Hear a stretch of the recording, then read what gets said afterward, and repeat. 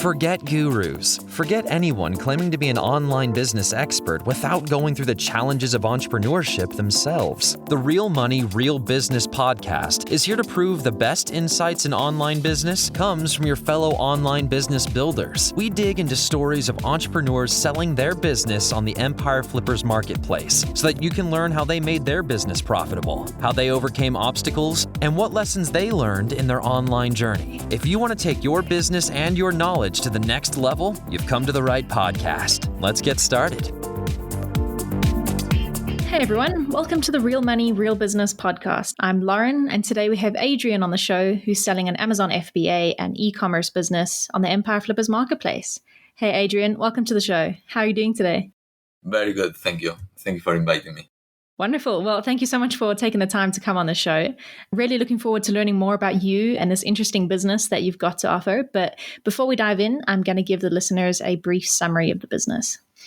As I mentioned, this is an Amazon FBA and e-commerce business. It was created in March 2006 in the home niche. The average revenue for the business is $159,442 per month.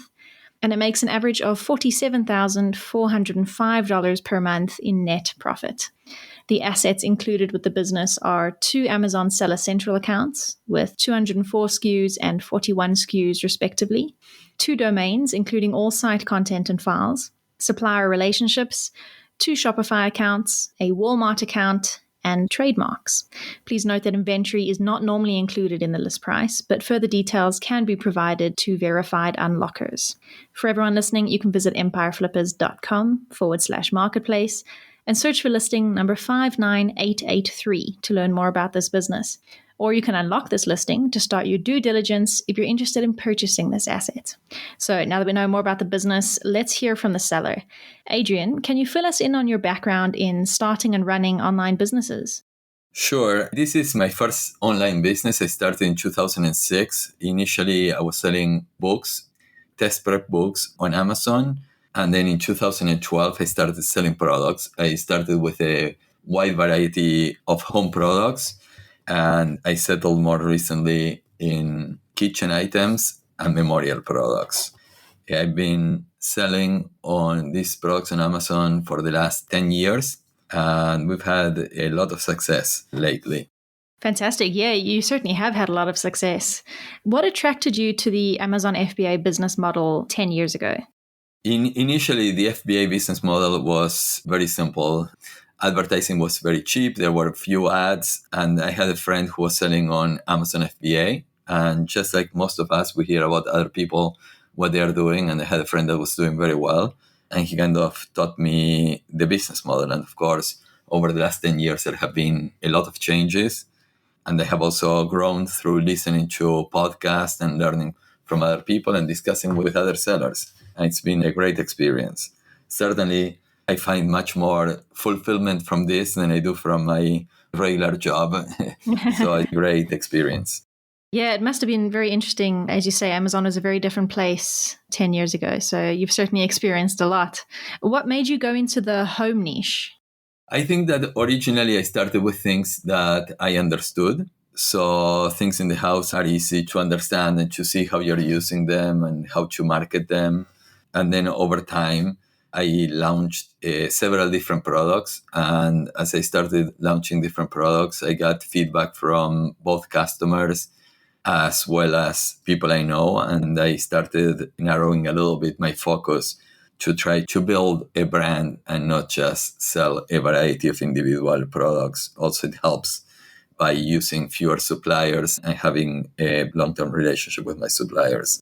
Yeah, that's very true. So since you started the business, you've now expanded into a variety of other sales channels. Can you walk our listeners through what other income streams you have with this business? Yeah, so Amazon FBA, for me, it's the biggest component of my business. Most of my business is Amazon FBA in the US. I do not have any international Amazon sales right now.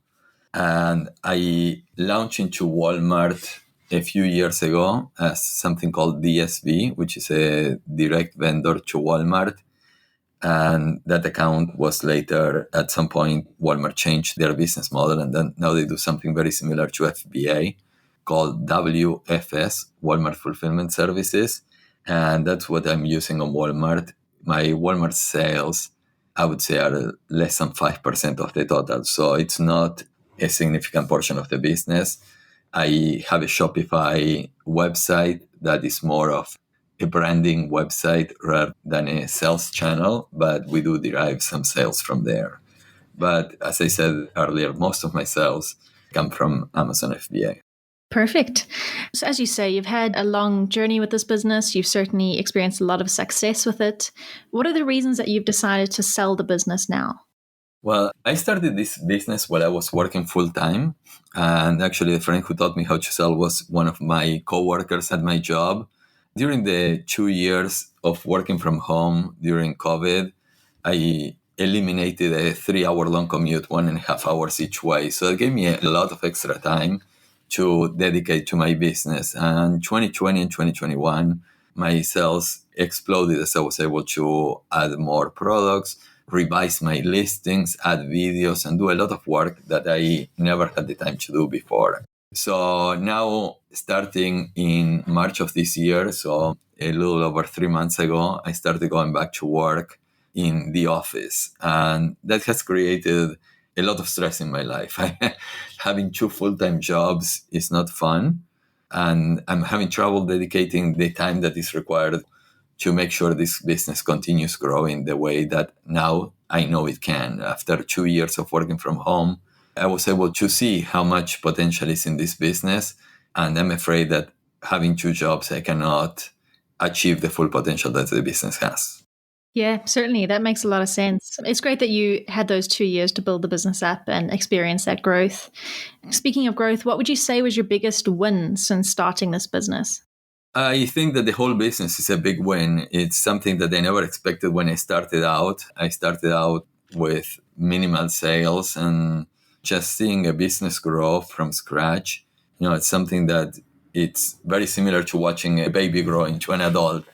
I'm very happy. I think the biggest win has been transitioning from selling a bunch of completely unrelated products to really designing and strategizing a business product line that gives the customers a full line of services and products that I think adds a lot of value to the customer.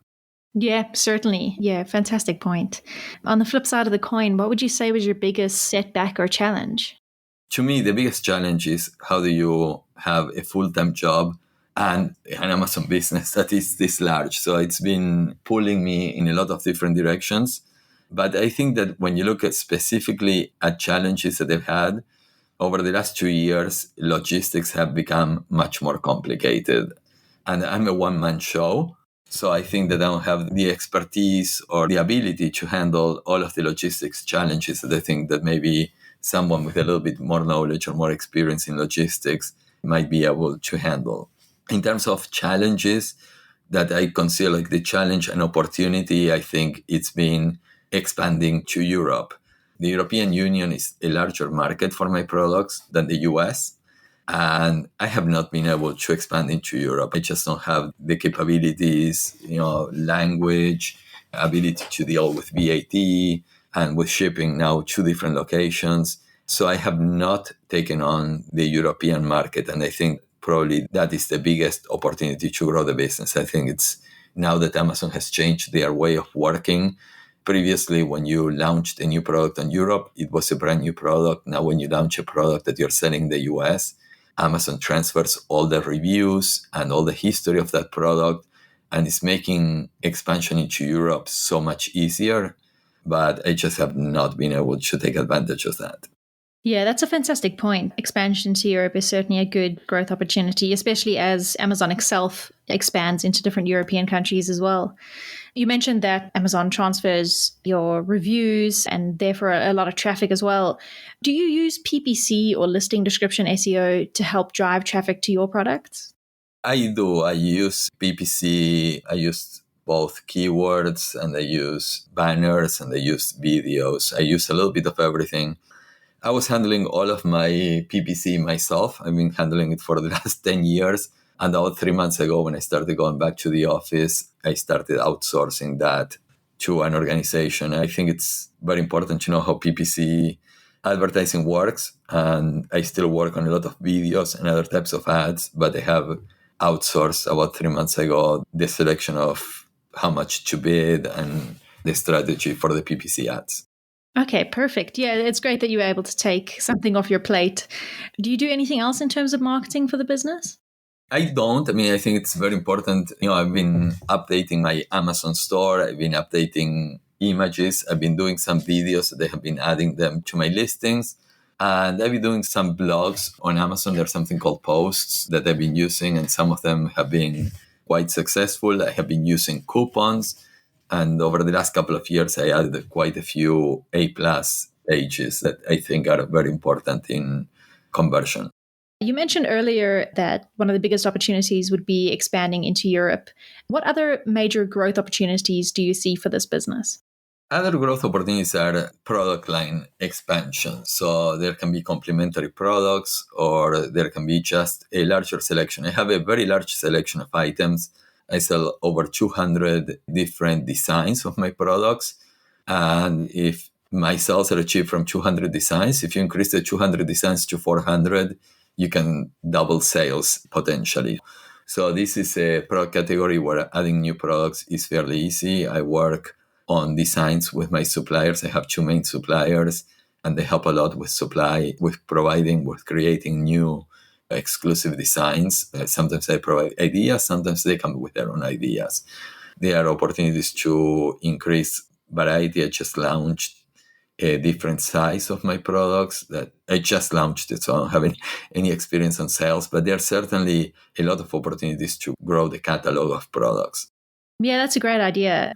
As you say, doubling the products should double the revenue. Can you walk us through what your supply chain looks like? Sure. I sell long lists of products. So as I mentioned, I started doing some complementary products. My main products come from 2 suppliers in India. Both suppliers work very, very similarly. I just like to have 2 supply sources as a just in case. Now with all of the logistics issues that have been plaguing the economy, I think most large companies have switched to a strategy that they call China plus one. They supply from China plus from another country. And I've had that strategy all the way since the beginning. I source most of my products from 2 different suppliers. That gives me an opportunity, if something happens to one of the suppliers, to switch to the other. The reality is I have never had any problem with either of my suppliers.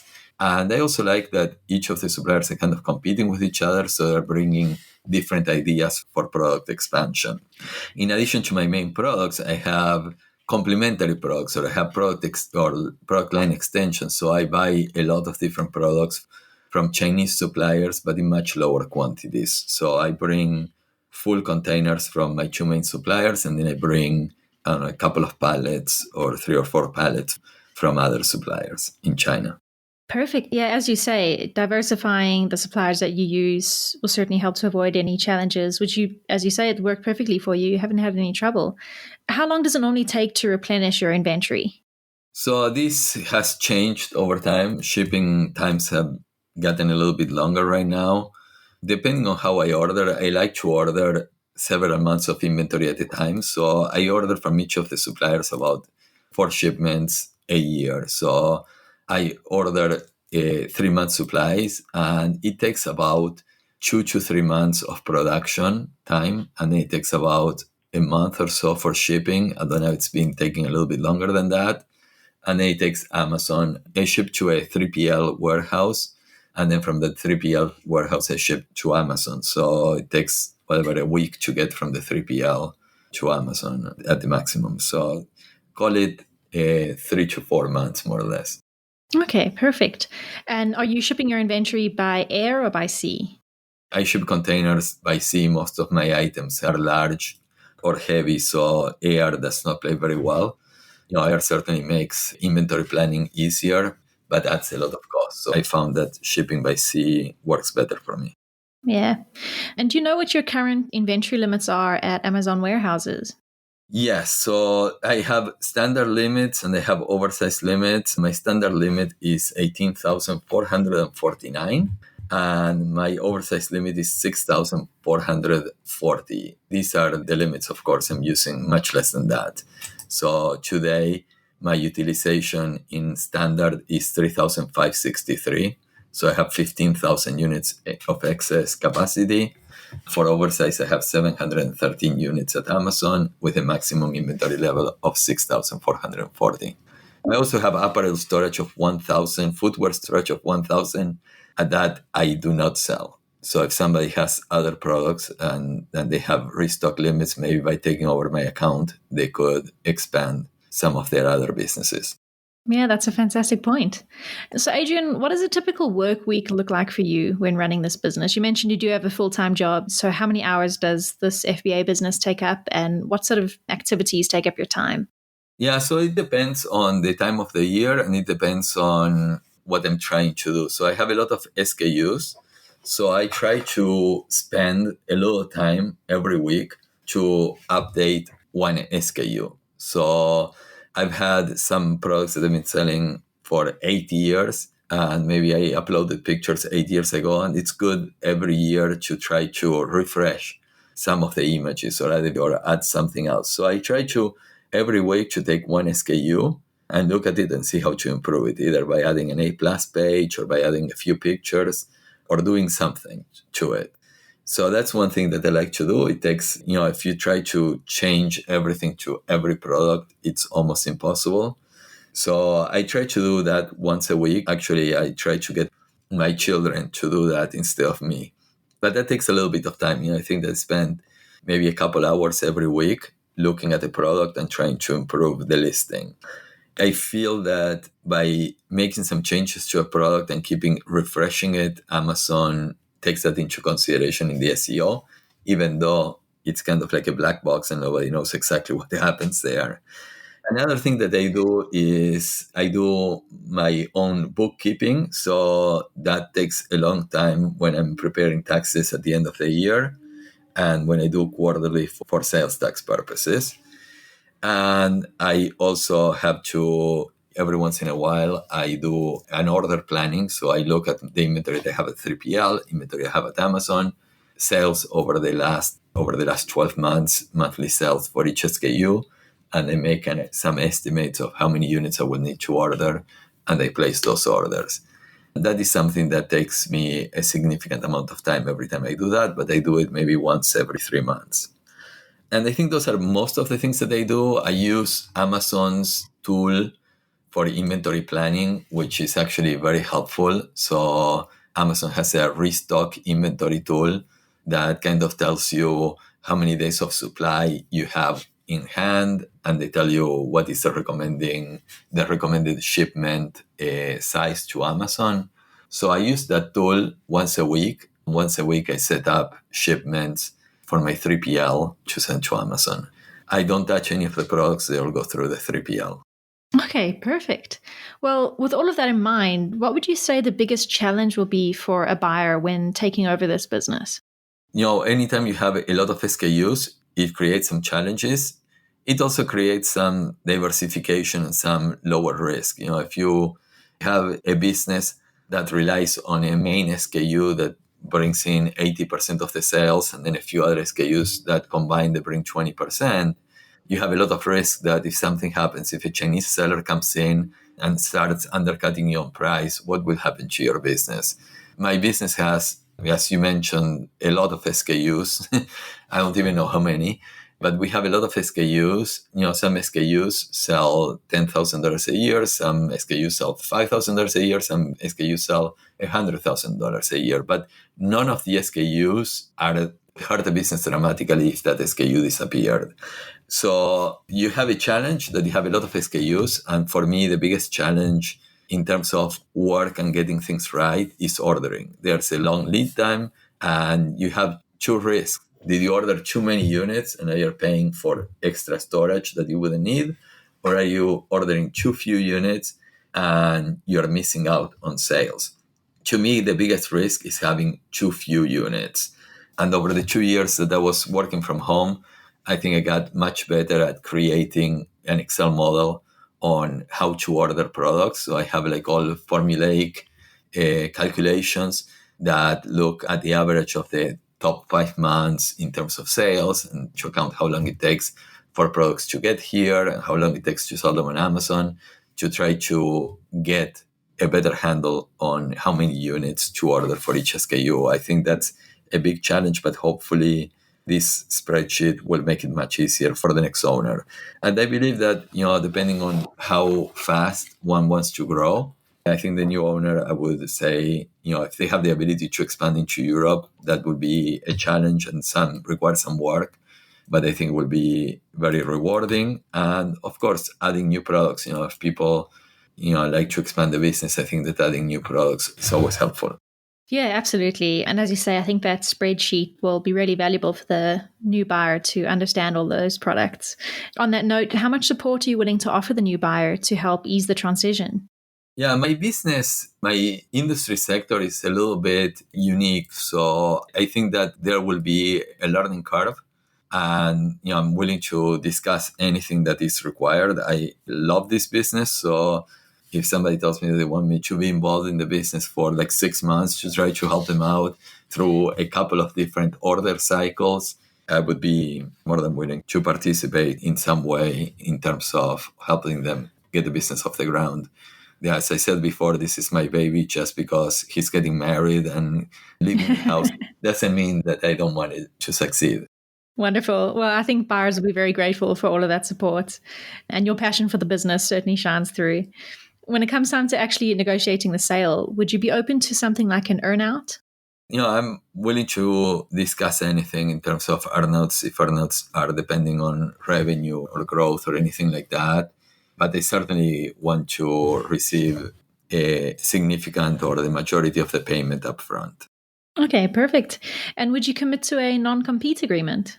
Yes, I like the Amazon work that I'm doing, and I will plan to continue doing it in other sectors of the home market. Obviously, I will do it in a much smaller scale, given that I want to also keep my full-time job. But yes, I guess as long as we negotiate a proper non-compete that is based on the actual products that are being sold right now, and that it has a proper time sunset, of course, I would consider that the non-compete would be part of the negotiation. Okay, perfect. Yeah, that's certainly fair enough. So that leads us to the final question of the interview, and probably the most important one. If you had to put yourself into the shoes of a buyer, why do you think your business is a business worth buying? I'm very biased because I love this business, but I have looked at buying businesses. And every time I look at buying a business, I always get very scared about, what will happen in the future to this business. And I think that what will happen to this business in the future, when you look at it, I think I have two risks. One is, will Amazon Basics come in and compete with me? And I'm selling bedsheets for $30, and Amazon comes with their Pinzon brand or Amazon Basics brands, and they start selling sheets for $15. What will happen to me? Or if Amazon Basics comes and competes with me, even at a higher price, but they have a brand recognition that can hurt me. Or if a Chinese seller comes in and sells the exact same product I'm selling, but for $10 cheaper or $20 cheaper, what will happen? And my product, I think, has two benefits. One is that because it's a design-based product and there are so many different designs that we have. I have over 300 different designs. It's very difficult for Amazon Basics usually competes on something where design is not as important as the product itself. And my products come from India, they don't come from China. So I have a little bit of a moat with regards to Chinese sellers. So right now, I haven't seen any Chinese sellers competing with deep discounts, and I have not seen Amazon Basics enter my business. And I've been selling these products since 2012, some products since 2012, some products since 2014. So I feel that it's very well protected from Amazon Basics and Chinese competition. And the other thing is that there's a diversification value in that I have so many products that I do not depend on one individual product to make or break my business. And because I have so many SKUs, I have a lot of reviews But some of my products that have a lot of reviews have 800 reviews, is probably the highest number of reviews. So when you add more and more products, I think that the reviews that my brand has help products that have no reviews. So when I start a new product that has no reviews and people see, oh, what other designs do these guys have? They look at other designs and they see a lot of very high quality reviews, and they get translated even to a product that has no reviews.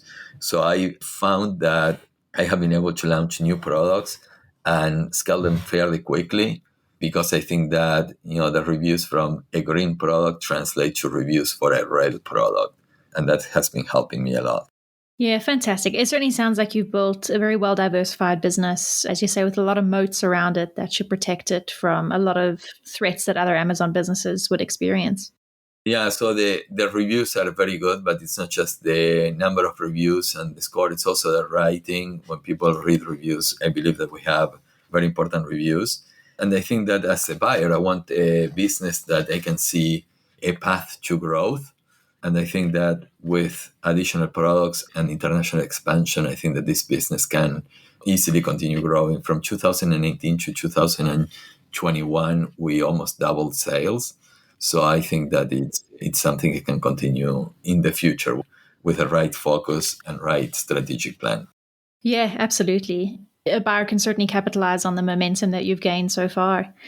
Adrian, when we first started this interview, we did mention that this is actually a 2-business package. So do you want to give listeners a brief overview of what the second business entails and why it's been included in this package? Yeah, so I started a business myself. And then one of my children said, oh, this is so interesting. I would like to learn how to sell on Amazon. And he started a new Amazon account. And I always consider that to be interesting and to be a good diversification. I'm all into diversification. I heard horror stories from people saying my account got suspended or got canceled or this or that. So I actually encouraged my son to start this new business and capitalize them. And basically the second business is exactly a copy of the first business, but with different models, so different designs and different shapes. But it's the same suppliers, everything is exactly the same. It's just that instead of having one Amazon account, we have 2 Amazon seller accounts, which I think it's an additional benefit to a potential buyer. Both of these accounts receive payments, immediate payments. They are both fairly old. I think that the major account was established in 2011 or 2012, and the second account was established in 2016. So they both get payments sent from Amazon within 2 weeks. And they both have an established history with seller feedback and the long-standing and good performance on Amazon. So I think that's an additional benefit to a potential buyer. And since both accounts sell in the same sector, I think that as part of a non-compete, that I would need to sell both businesses combined. So all the numbers that you have been quoting, they have all been for both businesses combined. Okay, perfect. Well, thanks so much for giving us that brief overview. Is there anything else you'd like to share with our listeners that I might have missed? No, I think that you were very thorough in your questions, and I appreciate the opportunity to speak to your audience. Wonderful. Well, thanks so much, Adrian, for coming on the show and giving us a little bit more insight into you and your business. It's been an absolute pleasure having you on, and I really appreciate you taking the time out of your day. That's wonderful. Thank you so much. All right, everyone. Thanks for listening. To learn more and see if this listing has already been sold, head over to empireflippers.com/marketplace and search for listing number 59883. If you're watching this on YouTube, click the link in the description to go straight to the listing. Once you've unlocked this listing, you'll be given everything you need to know about this business. So until next time, enjoy your digital journey.